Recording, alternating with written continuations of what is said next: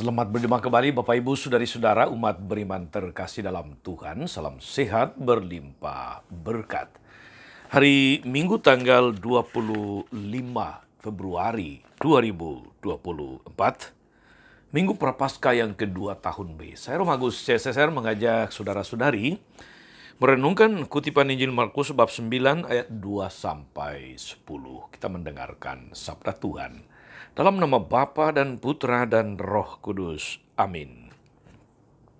Sekali peristiwa Yesus berbicara tentang bagaimana dia akan menderita sengsara.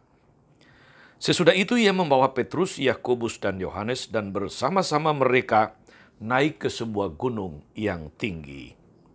Di situ mereka sendirian saja, lalu Yesus berubah rupa di depan mata mereka, dan pakaiannya sangat putih berkilauan.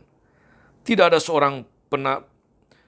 seorang penatu pun di dunia ini yang dapat memutihkan pakaian seperti itu. Lalu tampaklah kepada mereka Elia dan Musa.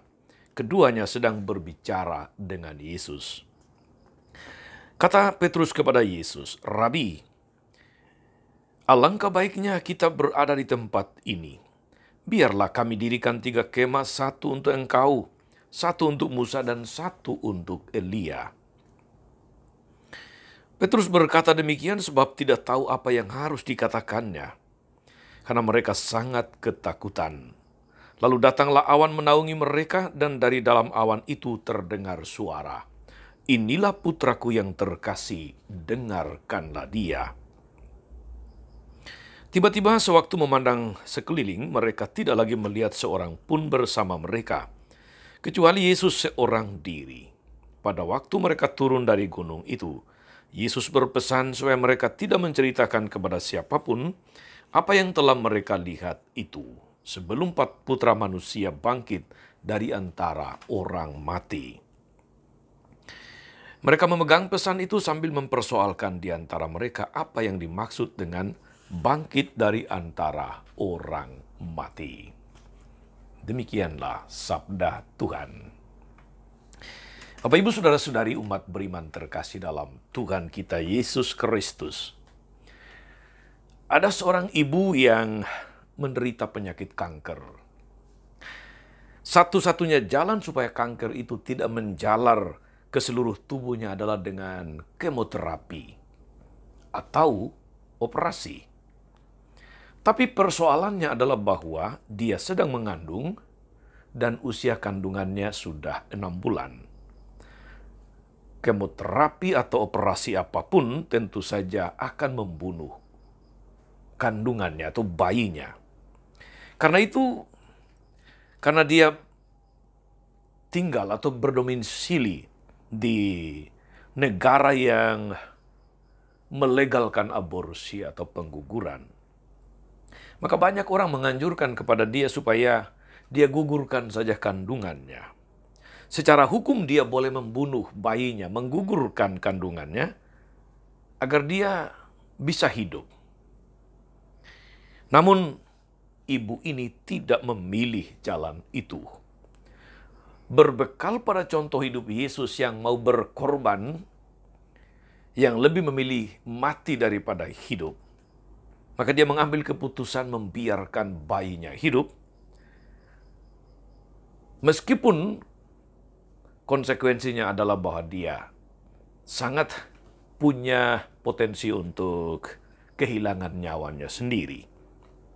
Dia memilih mati supaya bayinya hidup. Pada Januari 1993, ibu itu jatuh pingsan dan tidak sadarkan diri dalam waktu yang sangat lama.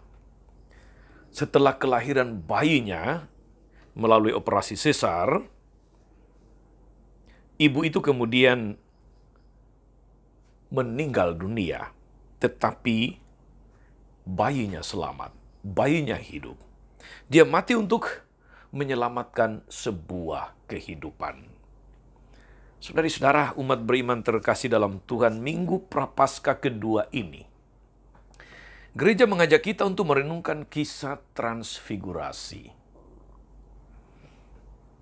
Kisah di mana Yesus nampak di dalam kemuliaannya. peristiwanya terjadi di atas sebuah gunung, tidak disebutkan nama gunung itu. Tetapi itu menjadi titik balik dalam kehidupan Yesus. Ketika dibaptis di Sungai Yordan, Yesus menjadi sadar akan peran, akan misinya di tengah dunia. Ketika dia mendengar suara dari langit, "Engkaulah anak yang kukasihi, kepadamu aku berkenan." Sejak saat itu, dia menjadi sangat percaya diri. Tapi sekarang situasinya sudah berubah. Banyak orang memusuhinya. Karena itu Yesus pergi ke atas gunung untuk berdoa dan menemukan arti dari segala sesuatu yang menimpa dirinya. Saudara-saudara, Yesus memang bisa menyendiri di atas bukit itu kalau dia mau berdoa kepada Bapanya. Dia biasa mencari tempat sunyi untuk berdoa.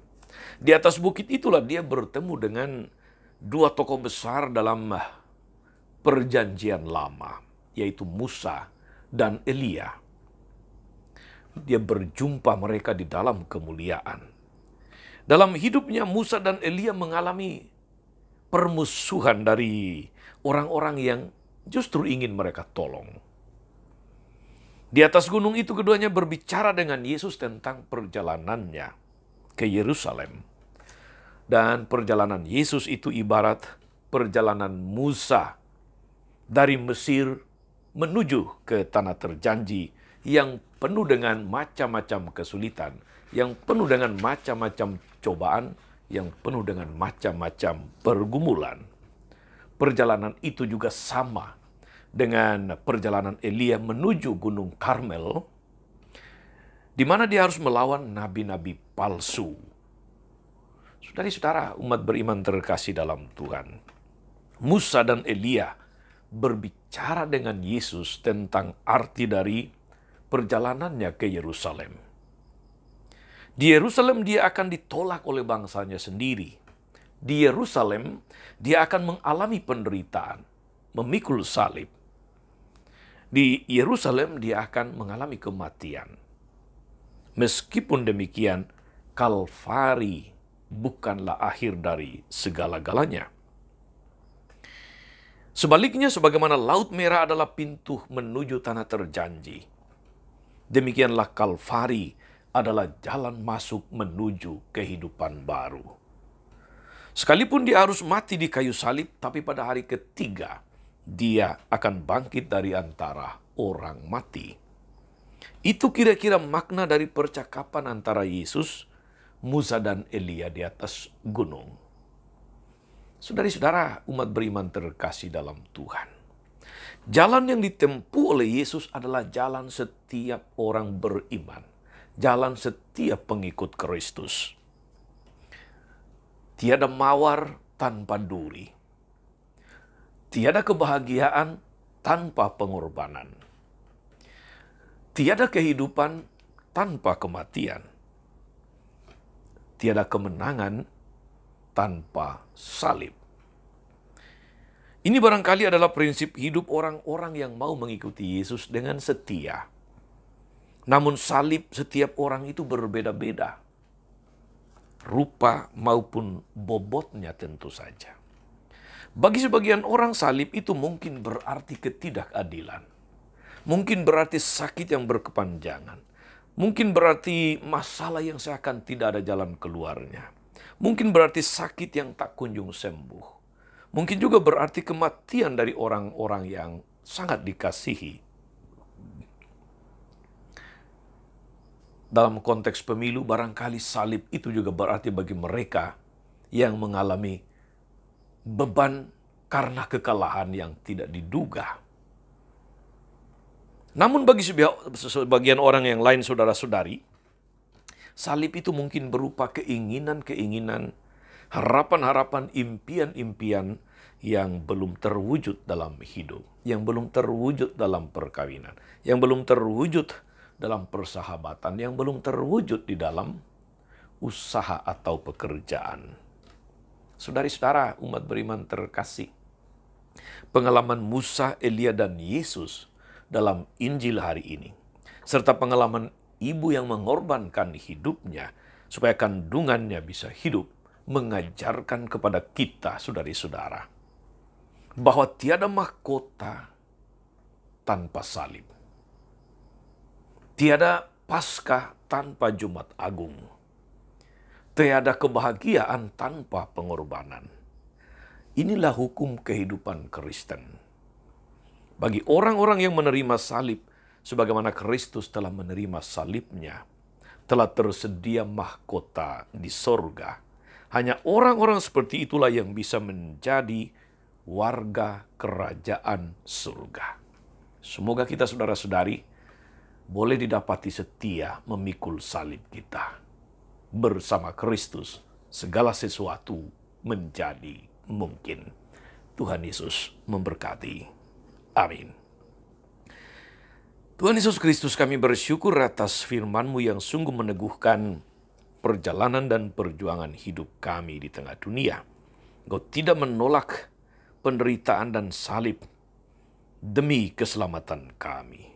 Sekaligus Engkau mengajarkan kami bahwa tiada kebahagiaan tanpa pengorbanan, tiada kemenangan tanpa salib, tiada Paskah tanpa Jumat Agung. Kuatkan kami agar senantiasa konsekuen setia memikul salib kami masing-masing dalam kesetiaan penuh sebagai pengikut-Mu sepanjang segala masa.